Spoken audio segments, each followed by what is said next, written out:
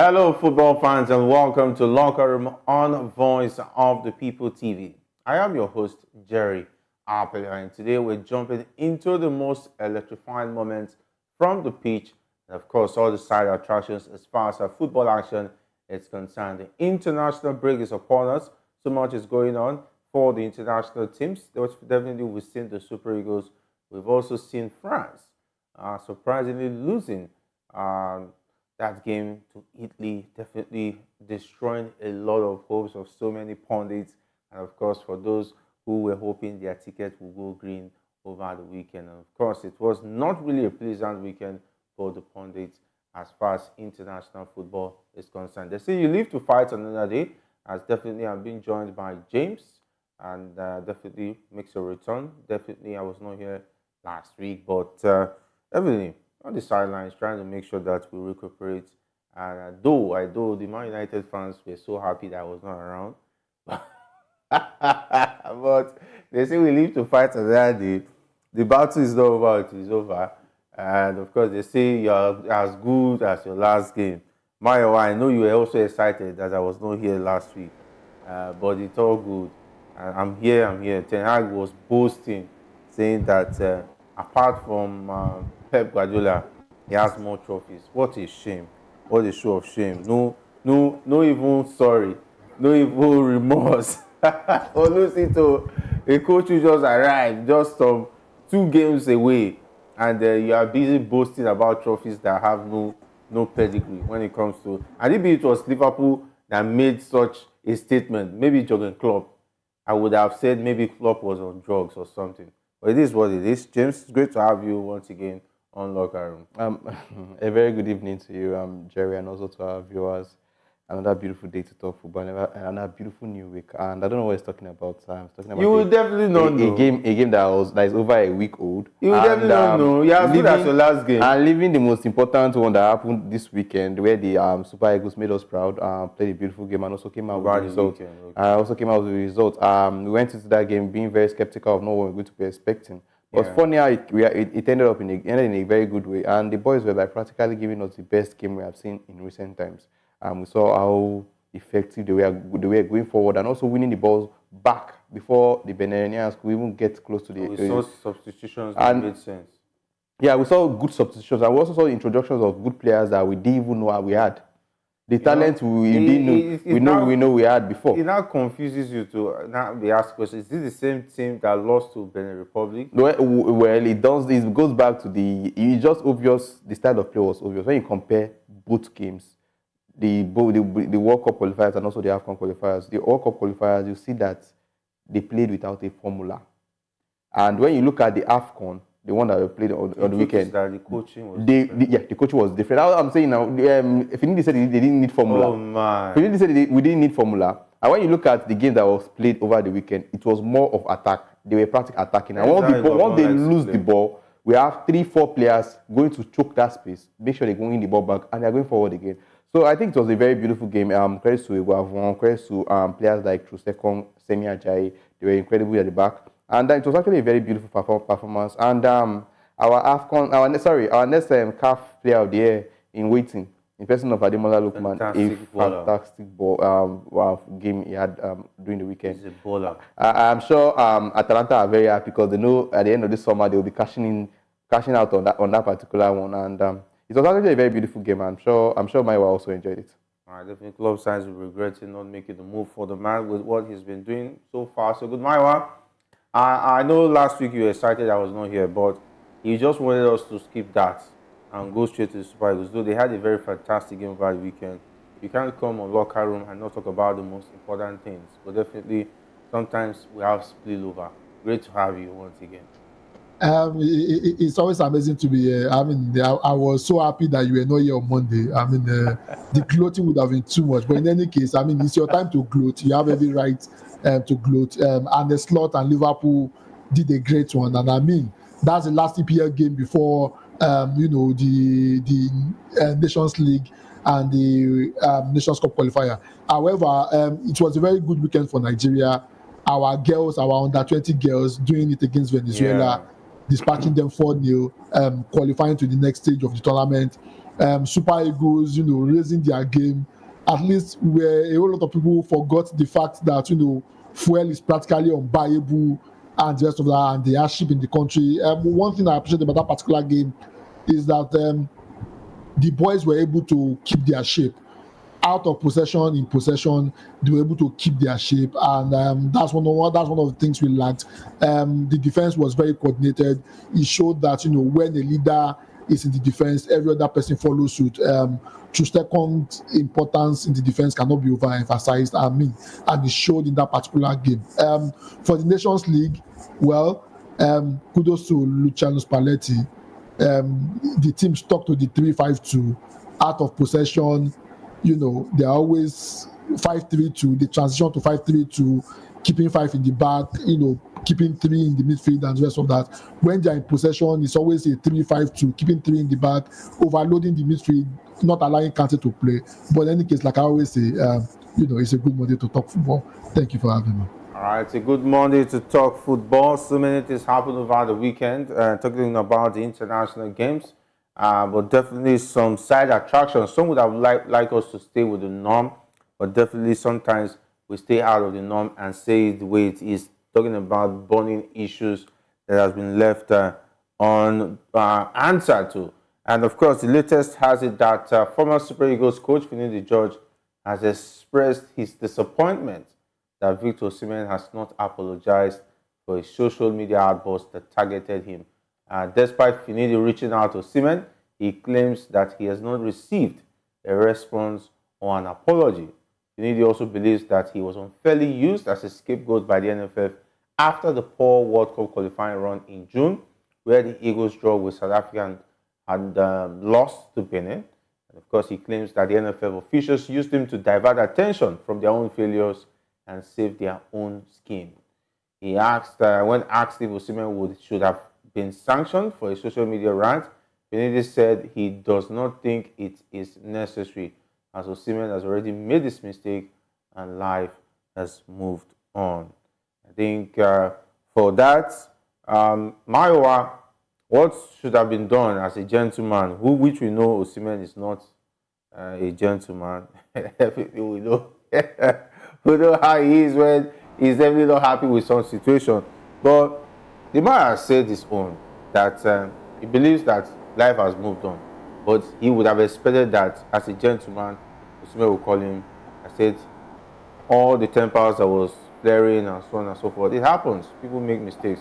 He has even gone ahead to defend Osimhen that he knew that it was a mistake, but he expected the little he would have done. Say, bros, no verse. Let bygone be bygone. Tomorrow we'll see, we can shake hands. And of course, have a drink or two and talk about it like men and move on. But unfortunately, Osimhen is looking like it has happened. There's no need to apologize. Life goes on. Let's just continue. So that means on that day, he might also make the same mistake or do the same thing and expect things to just happen like that. It's very simple. I would have expected he do the same thing to Antonio Conte in Italy, but his liver is not does not carry me enough to be able to do that to Antonio Conte. I've said it over and over again, and I won't blame Osimhen. To be honest with you, I think the NFF, they created a room for that. How does a 78-year-old brand does not have a code of conduct? If this were to be England and a player decides to wake up on the wrong side of the bed and decides to insult his coach, that'll probably be the end of his career with the national team. We've said over and over again, Osimhen made a mistake. If you look at the press release if you look at the interview from Finidi swallowed his ego as a coach and even reached out to him to tell him that what you have read or what you have heard did not come from me. I didn't say that. It is only appropriate for Osimhen to acknowledge the text message and even apologize behind the scene. These are people who have achieved the whole lot. Yes, Osimhen, he can beat his chest. He's African Footballer of the Year. Yes, he has won the Scudetto and just that. Finidi has achieved more in his career than Osimhen. So he doesn't take anything away from him to just apologize for the mistake. And when they asked him whether they should ban Osimhen or not, if he says they should ban him, everybody will say it's bad belly and just for that. However, I think the NFF did not handle the issue properly. They have set a bad precedence, and it's just an issue that is still in the cooler. In the future, something will happen that will require the NFF to step up. But because they've decided to pardon Osimhen, they will not be able to step up. In totality, Osimhen has not handled the situation very well. But the majority of the blame goes to the NFF. I mean, the NFF should be the custodian of discipline in that particular team. And they have dropped the ball.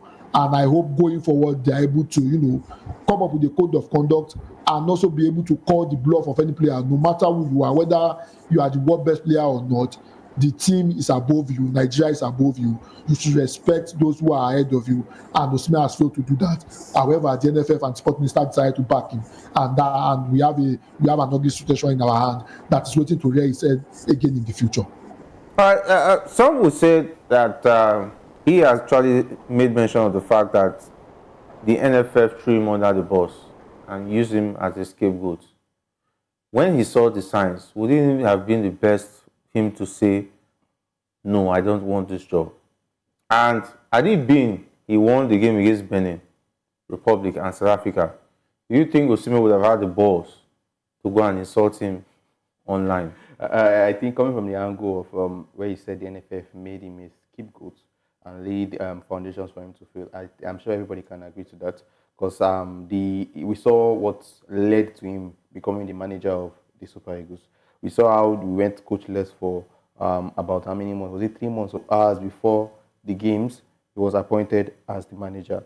So we knew the precedent. We knew it was looking like they were setting him up for failure. It's not a new thing. We said that on the show that Finidi himself was set up to fail, but it didn't help his situation. His own conditions too. It didn't help it, because if you go back to the specific lineups he used, Tanimu, Paul Onoachu, those are players that will not even smell the starting 11 of the Eagles, no matter what happens. Tanimu didn't play on Saturday. Look at who they used. Did you see any Onoachu quality in that pitch? When you look at the absence of Paul Onoachu, look at the particular set of players that Did you see any Umar Sadiq on that list? Boniface had the opportunities in the first half. He couldn't convert. He played. I love the fact that he played up to 70 minutes so that we won't feel bad taking him off half time, because he helps in building his confidence. Then don't forget that was Boniface's first game as Super Eagles in a very long time. Starting that he started. So yeah. So I think he needs his confidence back playing at the, and I love the fact that we didn't take him off half time. It will have set up a bad precedence for him going into the second match. So the fact that he took him off, gave him time to about 70th or 60th minute before bringing on Osimhen. I love the fact. You took off being Boniface, you brought him and Osimhen. Two big guns. Later on in the match, he brought in Moses Simon and still kept on Osimhen and who were Finidi removing from the pitch. And he left on almost 90 minutes. Let's not forget. In that game against Benin Republic, and he was expecting magic to be done. Yes, he set himself up to fail. Yes, the NFF set him up to fail, but he also contributed to his problem. That's one fact that we know. And his refusal to even invite Trusecon, who claimed he was fit and ready. And also Osimhen wanted to be in camp. Let's not forget. Yes, to motivate the team. As bad as Osimhen, what Osimhen did was wrong. He made some disclosures, some truths that we never knew. He said he wanted to be in camp. He was injured. Let him be in camp. Let him motivate the players. Sorry. And Finidi declined. So he also contributed to his own failure. He cannot put it all on the NFF. And we don't forget, he was doing his media pally. He also made the mention of they don't need formula. He was bragging here and there. He also made mention that they don't need formula to win games. Yes. I think that's one thing that Nigerians took to heart, because we are a football-loving country. We watch how football is being played in different parts of the world. You should own up to his mistakes. Nigerians can just sit down and be watching a league in South Africa if there's no match to watch. You can sit down and watch a league in Tanzania, just as long as it's football. And we know how much you love football. Even when you are playing this normal monkey post, 5 aside, 3 aside, we used to put some formula that, okay, you don't attack when someone attacks, you don't go here. So how would you now say you are playing an international match? As the World Cup qualifiers, with the Super Eagles, you are saying you don't need formula to win. So I think it was really even evident, because the Eagles were playing without a formula. They were playing as if on vibes. When you compare both games, the one Iguavon you see the difference. And one Finidi man, it's obvious. It's obvious. It's not just the personnel that were missing. Definitely. But the style of play was actually... That is how Iguavon plays. Funny enough, a lot of people don't really know the history of Iguavon when he has coached the team. He has coached the team before, I think was it one of the Nations Cup before this one. He has won bronze before at the Nations Cup. I think it was it the Roma time? I can't remember the Nations Cup. Was it 2006 or so? They went to one Nations Cup. They did fantastically where they went as far as the bronze. He likes his team to attack from the middle, the build-up play. They are always offensive for 90 minutes. We also saw at the last Nations Cup before this one how the team played. They narrowly lost to Tunisia. I think Iguavon did a good job. He focused on, he knows our strongest power. Where we are strong, the strength of the team is the attack. Yeah, so he made the attack on the attack very good and puts midfielders that will be able to win the ball back, and also a defensive-minded. I'm trying to remember the guy that was on the left back. Is it Bruno that played the Bruno Yemachi? Yeah, he put Bruno in all of the 90 minutes, but nobody will complain because the people that are in the front safeguarding the defense. We were practically winning the balls back and giving it back to the attack and staying in his job. Practically, that was his role all through the time. Also, leadership in Chustekong and marshalling the defense. I know Semi and Diam will go unnoticed, but he also had a very good game. He was practically calm in the defense on that day. And that was the same thing they were doing at the Nations Cup. Semi Ajayi was doing all the dirty work while talking about Ekong was bringing the leadership, making sure the defense was tight and Nwabali felt safe and confident. So yes, there are truths in what Finidi said. NFL sets him out to fail. Let's not forget, if Iguavon would have had a bad match against this same NFL, would have been in the same. This is the same NFL's fault. Most people will not know what. Most Nigerians have not been following the stories and what has been happening since January to now. Will not face NFF. They will face Iguavon. That what does he know? What is he doing there? He does not know how to put. Why will you have the African best player of the world? African best player of the year. Next African best player of the year. Bundesliga champion, and he cannot score goals. That's what he will focus on. But people that have been following, have been seeing what the NFF have been doing for the past 6-7 months. The NFF has not done anything have been well. the one causing these issues. Yes. Now, what's the plan of the NFF? We have Iguavon. Iguavon had a very good match. Credits to him and credits to the boys. They also have another match tomorrow about 2 p.m. If they do well, what's the plan? What are the NFF going to be putting in place? Going to the future? That's what I want to know. That's the big question, because if you want to take a look at the two games so far so good, the same NFF and the same opportunity to invite players, and definitely I don't know whether, I still don't know, I'm still trying to find out, I'm still looking to get the information on who engineered the invitation of players like Tanimo into that team. I recently heard he has got a club side in England. Was he in the second division or League 2? Division. Crawley Town. Fantastic. So that means he was brought in so that he could secure a deal somewhere abroad. So they will say he has some minutes playing for the Super Eagles. So that was an agent arrangee job. So if you want to look at that, sentiment during Finidi's time also was his problem, because now he's saying that the NFL set him up to fail. We've seen the difference between a government who was given the opportunity and talking about Finidi. And let's not also forget, we saw team spirit. The guys were willing to play. They were hungry. You saw the excitement. And you don't forget, before Finidi handled the job, we talked about the friendlies where they played against Mali. The players complained about the selection process and so on and so forth. Yeah, that was the period Ademola Lookman also. Yes, they were saying that they were not coming. They invited these players all the way from different countries, different continents. They allowed them to start. Africa, to Nigeria, and they didn't play any matches. They didn't play any matches. For 2 games. That was Finidi's era. So compare the both of them based on what we see so far from what Finidi is saying. It's very simple. We all established that, the NFF set him up to fail. And to be honest with you, they even set up Iguavon to fail. The only thing Iguavon did cleverly, Iguavon was very clever. What did he do? He invited the creme de la creme of the Super Eagles. The mainstay of the Super Eagles is what he invited. And about 95% of those guys that went to the Nations Cup, bearing, who was not in the Nations Cup, and Oyemachi, who was not a present figure at the Nations Cup, barring those two, majority of those that played in the Nations Cup, Victor Boniface was also not in the Nations Cup, but majority of those that played in that particular Nations Cup were those he invited, and that was what Finidi should have done. At the particular point in time where Finidi got the job, that was not the time you are supposed to be stamping your authority. That was the time you needed the boys to perform for you, and that was what Iguavon did. I mean, we all saw the debacle of our boys bathing inside the bath before that particular match, and the rest of that. But what Iguavon was able to do was to be able to, bring the mainstay of the Super Eagles. And remember, we might not talk about it. Chustekong has a whole lot of influence on that particular team. Chustekong is very influential in that particular team.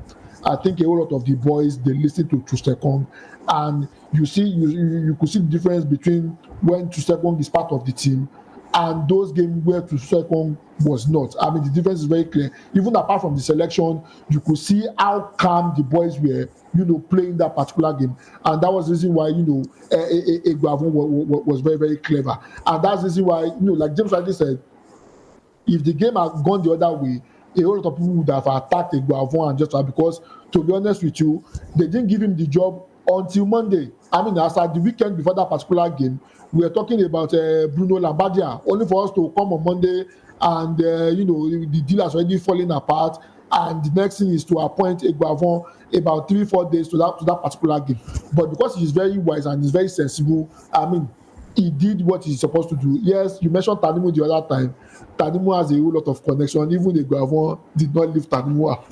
Iguavon had to invite Tanimu. So, I mean, Tanimu has a soft spot somewhere to have somebody pulling the string for me. Let's not forget he was not on the original list. The mistake of playing him in that particular game. And, the play... Tanimu still made the list. Tanimu is in camp. He was not on the original list. He was on the bench. He was on the bench. You didn't see when Osimhen scored. Everybody were rushing. Come on, he did. I think I'm still trying. You know what? I'm still going to investigate and find out how he's on that team list. He came into camp. I think about 3 days or so before the matches. It was not original list because the way the list was released, there was nothing like Tanimu there. No, Tanimu was there. He was on the bench. He was on on the original list that was published. There was nothing like Tanimu there. Definitely, that's true. So that means somebody in the NFF is pushing Tanimu to be that team. I love the fact that Iguavon he didn't take any risk all through that game. He was putting in his strong guns, people that he believed could do the job. Took out Boniface was not doing well. Brought in Osimhen. Osimhen scored in like 6 minutes after coming on. I also saw keeping in Ademola Lookman, a very wise choice, giving him the free roll to roam around the field, and he was able to score the second goal. So Iguavon was wise enough. Even if you want to bring your Pekin, even if Busao decides to bring his child, it's not my own image you will destroy. Yeah. Iguavon has a reputation to keep, not just with the NFF, and that is what Finidi failed to understand. It's quite easy to force the horse to the river, but you can't force it to drink water. Like Mayo rightly said, Finidi was in a hurry to stamp his feet as the new Super Eagles coach, the interim Super Eagles coach then. And was doing the billing of everybody. Wanted to make the NFF happy. I don't think he was doing the billing of everybody. He was trying to prove a point that I can do this job with or without your help. Let me tell you, when you look at that, when you look at the lineup, the NFF will not tell you to start Paul Onachu when you have Terra Murphy on the bench. When he also had Victor Boniface on the bench also. And he also had the options of moving Boniface to the middle and playing moving Lookman to the middle and playing Moses Simon from the wings.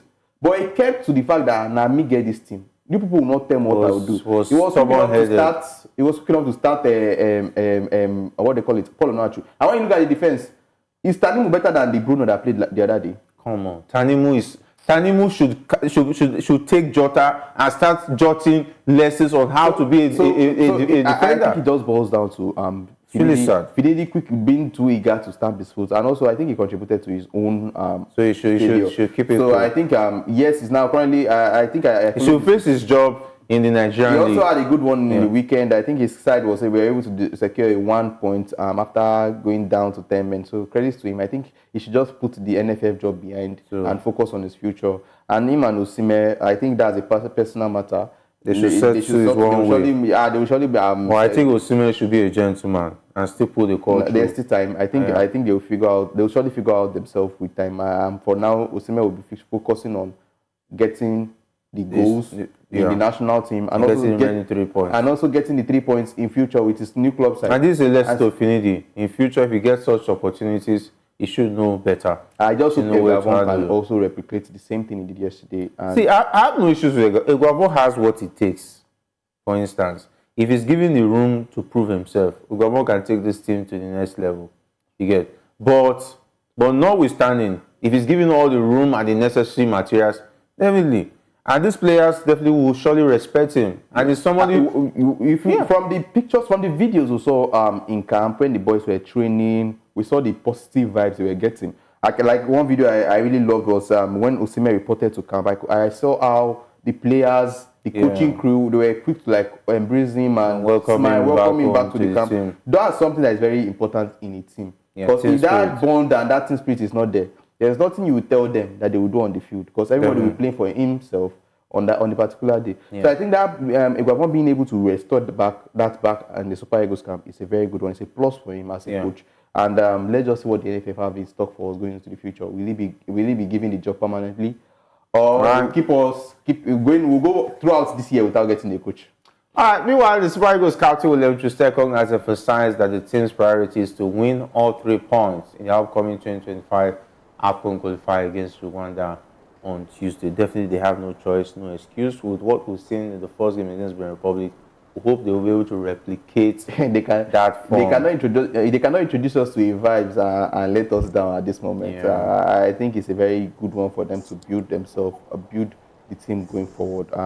It's a very good one. It's 2 p.m. tomorrow. We'll see what the boys can do. Maiwa, do you agree? For instance, would you like an Eguavoen to continue? Let's just put it that way. Well, I think, to be honest with you, I don't want him to continue. Okay. And the reason is very simple. Okay. If the NFF had believed in him all this while, we would not spend 7 months looking for a coach, and they would have offered him the job at that particular point in time. They don't believe in his ability, and that's the reason Eguavoen became the last resort. Remember, Eguavoen was the last resort. They only appointed him 4 days to the end of 4 days to our qualifier against Benin Republic, and that's the reason why I don't want him to continue. Yes, I think he has the quality to be able to do it. He's an attacking-minded coach. I mean, how the team played on Saturday is a testament to the kind of mindset he has when playing football. However, I don't think the NFF will give him the enabling environment to succeed. We all know the NFF is bent on bringing an Oyinbo man in, and I would not want them, to rubbish his CV. The thing is this: Eguavoen is one bad match away from being called out, from being thrown under the bus by the NFF, and that's what he understood. So for that sake, I think after this qualifier, he should just step back into the technical room and let the NFF decide to pick whoever they want to anoint. Because if he stays there, those that have vested interest in bringing a foreign coach in will probably still sabotage him, and that's just the honest truth. And for what Ekong said, I think the performance on Saturday should be a launch pad for us to be able to expect more. Before that particular game, I was one of those that was very skeptical because of the kind of pressure we have put in. Even the batting debacle, the debate gate that happened before that particular game, that people were sharing buckets and the rest of that. But the boys were able to put that behind them. They were able to raise their game, and they were able to deliver. And everybody who watched that particular game, we have little or no complaints of how the boys played. So, I mean, that's a yardstick we used to judge them against Rwanda. And Rwanda is going to be a very difficult game. However, I think, and remember, they're also playing 2 p.m. when the sun will be hottest in Rwanda. I hope the boys are able to raise their game and they're able to dispatch the Rwandans. We are looking forward to see what they're going to do tomorrow. All right, looking forward to see what they're going to do tomorrow. We already know that they are already in Rwanda, talking about Kigali for that game tomorrow. Meanwhile, Rwanda's head coach, Torsten Spittler, is counting on the support of his home crowd to help his team, who are called the Amavubi, secure a victory against the Super Eagles of Nigeria in their 2025 African Cup of Nations qualifying match. The match will take place at the Amahoro Stadium in Kigali. And of course, that game will be 2 p.m. Nigerian time, about the time when we'll join you on Locker Room. And that game would have been almost over as far as that one is concerned. But let's talk about also Nigerian Super Eagles star Victor Osimhen has expressed his confidence in fellow teammates Ademola Lookman succeeding him as the African Player of the Year. Osimhen, who won the award in December, believes Lookman is destined for greatness and will take home the coveted title in 2024. Mayowa James, do you think that Ademola Lookman has what it takes to take the crown? Who wants to stop him? Who is stopping him? There's nobody stopping him. There's nobody. The Europa League final sealed the deal. I mean, the performance in the Europa League final is enough testament. I don't think any African player for the past year has been able to step up like he did. I mean, he was instrumental in getting Atlanta to the Europa League final. He was very instrumental in delivering an European title to the club for the first time in their history. So that's enough, reason for him to win the African Best Player of the Year. I mean, if you look at the record, probably maybe somebody in Leverkusen might probably be having a shouting chance. However, because they didn't win the Europa League, which is much more important, which is an European title, which is not a domestic title, I think that gives him the edge over our African brothers in Bayern Leverkusen. So for me, definitely, it's going to be Ademola Lookman. I don't see any two way this will happen. It's going to be Ademola Lookman for sure. All right, of course, it looks like all in the house are saying yeah. So there's not even a question. It's not even a debate at this point. What he has been able to do with his career, with what he did last season with the Leverkusen side, the Atalanta side, credits to him, and there's no way you will overlook. Even at the Nations Cup. Let's not forget that also, this season he has also fired in also that. Speaking of from where he stopped last season, scoring 2 goals in the qualifiers, and also he has not. I think he has had only 1 game this season with his club side before going for the transfer saga happened. But now I'm sure going back into the season, he's still going to fire in all cylinders until I think in December or October. Yeah. So he still has time to show himself. And credit to Ademola Lookman. I'm sure most people will not know what he has done for himself. Able to rejuvenate his career. Started at Everton, had a very good breakout season. Moved to Fulham, it didn't work out for him. And everybody thought that was going to be the end. And funny as he has been able to turn things around, and now he's currently looking at being the best African player of the year. And I think this should be a take home to others. Let's not forget there was a particular time he wanted to play for the English national team. Yeah. Let's not forget there was a particular period he was waiting for the 3 Lions of England to call him so that he will represent them. Now he was wise enough to take the decision early to come back to his grassroots, come back to his country, and now look at what has gotten him. I will not totally blame others who are not coming back to Nigeria to represent, because the NFF has not made us a very good example on the world stages.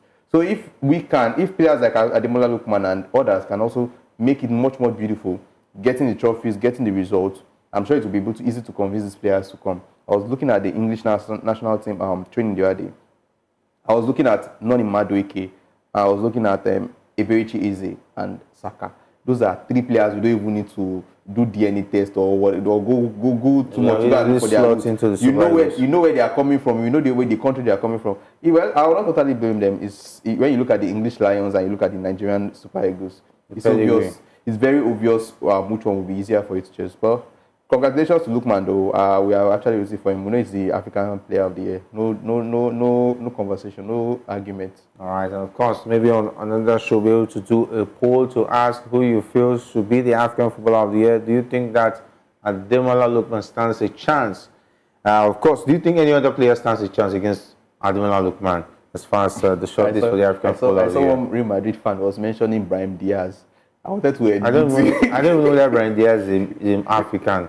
He plays for the Morocco. Yeah, I know. What has he been in part? What has he done? At the last Nations Cup, they goofed. It was a woeful performance for them. How many games does he play for his club side? That's one issue. I don't think Real Madrid even remembers whether he's part of the team. He comes in these days and shows up. Maybe the day he just remember. I was like, are you okay? Brahim Diaz. And Celeste will just say, who is Brahim Diaz? Oh, he plays for Real Madrid. He's a very fine player. I'm sure with time he will get his position, maybe in another team or in He should leave Real Madrid. If he had left Madrid, he will have been a star player in whatever club he is. But currently looking at their records, what individual performance, it's not just going to be a team award. Maybe because he saw Madrid win the win trophies last season and he wants to put them. He wants to sneak Brahim Diaz into the conversation. I don't think they will actually look at that. It has to be Lookman all the way. All right, talking about Real Madrid's Rodrigo, who expressed disappointment and surprise after being left off the Ballon d'Or shortlist despite having an impressive season with 17 goals and 9 assists in 51 appearances. His teammates, Vinicius Jr., Jude Bellingham, and others were among the 30 nominees. Okay, Maiwa, Rodrigo's omission. That's one thing. It's one thing for you to be a very good player, but you need to be the star boy of your team for you to get their attention. Whether you like it or not, you need all the media attention for you to also get a Ballon d'Or or not. It's not all about what you do on the pitch.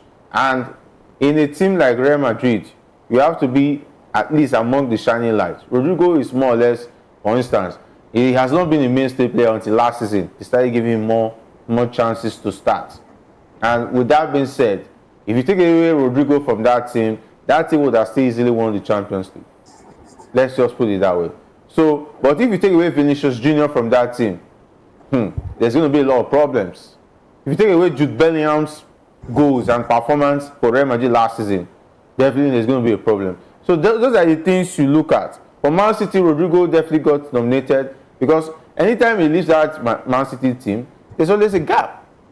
He's a very flexible player. He has also gone to the Euros and proved himself. So many other players who made the shortlist, but some would have said, in spite of that, taking a look at other names that made the list, Rodrigo should have made at least top 30.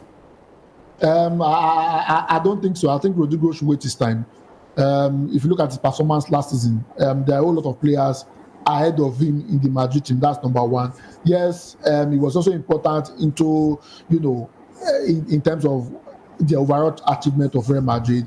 He also contributed his bit. However, if you remove his contribution, it will not stop Real Madrid from winning the league or the Champions League. And that's just being honest. Number two, he's still very young. He should wait his time and try to, get the buzz around him in terms of his performance. Like you rightly said, he didn't become anything important in that particular team until, sometimes last season. I think maybe November, December, that was when Rodrigo started coming up and the rest of that. And he peaked around January, February, and that was when, you could see the importance of Rodrigo in that particular team. However, it's not the mainstay of that particular team. If you remove the Vinicius Jr., and remove a Jude Bellingham, definitely Real Madrid would have won the Champions League, and probably they would have won the La Liga, because at a particular point in time, it was looking like more of Girona trying to wrestle the title away from them before they rallied round and they were able to do the magic and win the league. So Rodrigo should wait his time. Yes, him being upset, he should translate that into performance on the field of play, whereby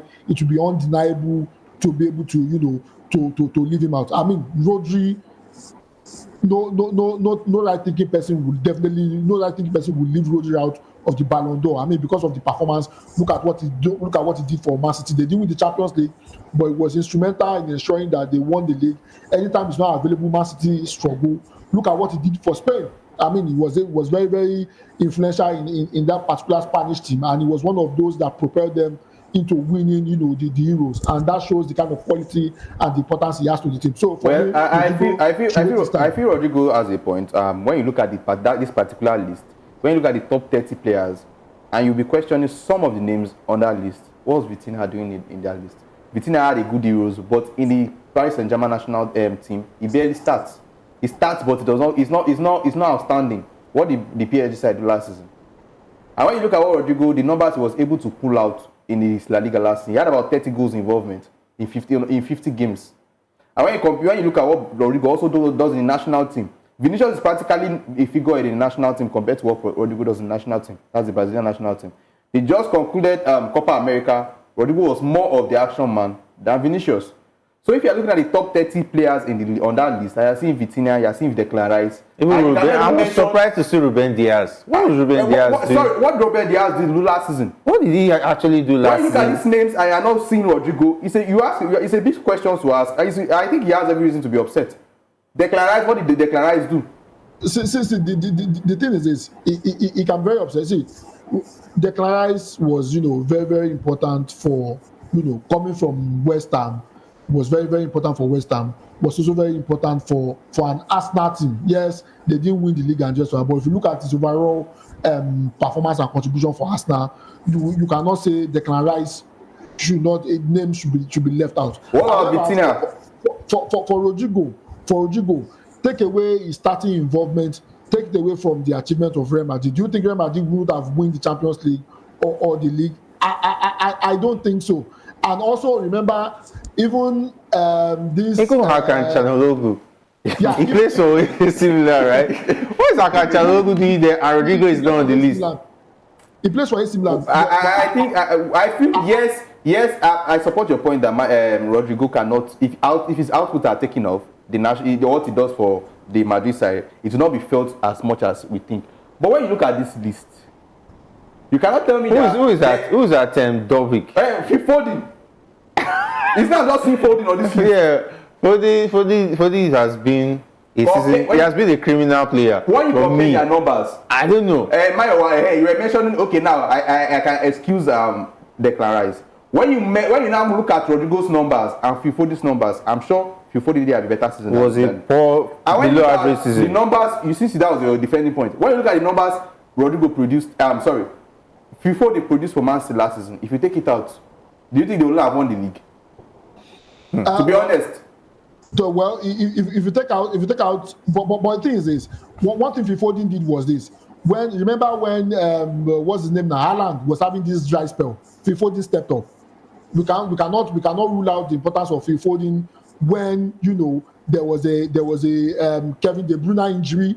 Phil Foden stepped up. Phil Foden and Julian Alvarez stepped up in that particular point for about 3-4 months when Kevin De Bruyne was not around. When Haaland was having his dry spell, Phil Foden also stepped up. And also remember that it was a record-breaking season for Man City, and Phil Foden was a crucial part of it when De Bruyne was not around, and when Haaland was flying blank, you could rely on Phil Foden to get you the goal. So I mean that could be the reason why Phil Foden makes this. However, this thing is about voting, and sometimes if your PR is not strong enough, you will not probably make the list. And that's the reason why. So now, Mayowa, I ask you now as a sport analyst, do you think Rodrigo deserves to be on that list over some names on that list? To be honest. Well, yes or no? Anyway, when it comes to democracy, because yes, there are some names. There are some names on that list that I don't even expect to be on that list. To be honest, definitely, I agree with you. What did Ruben Diaz do? Ruben Diaz does not. That was a criminal addition. Had a good season. It was not incredible. Yeah, what did Odegaard do? How many goals? How many assists? Compared to these are the players that are still. What did they do? That Rodrigo cannot in that team. They needed 30 names and forgot that Rodrigo was part of the 30. Vitinha had a good year. That was what happened. Naturally, in the PSG side, what did they do? When you now compare Rodrigo there are two Rodrigos. Maybe they forgot the one with the Y. Okay, then now, I think you may be right. You may be right. Yes, as much as it's not a standard player for the Real Madrid side, he scores crucial goals. And for him to be involved in over 30 goals in 50 appearances for your club side is a big question. It's a big reason for him to be involved in the top 30 players of the year. All he needs to do is to up his game this season. I'm sure next season and get more numbers. And now he's in the conversation. I definitely don't remember him if they win a lot of things. Of course, time really fast. But I want to say big thanks, Mayowa, for being a part of the show today. It's always a pleasure having you on Locker Room. It's always amazing to be here. And I hope somebody on YouTube said I hate Osimhen. I don't hate Osimhen. I hope Osimhen, is ready to do the magic for us tomorrow. I want him to succeed.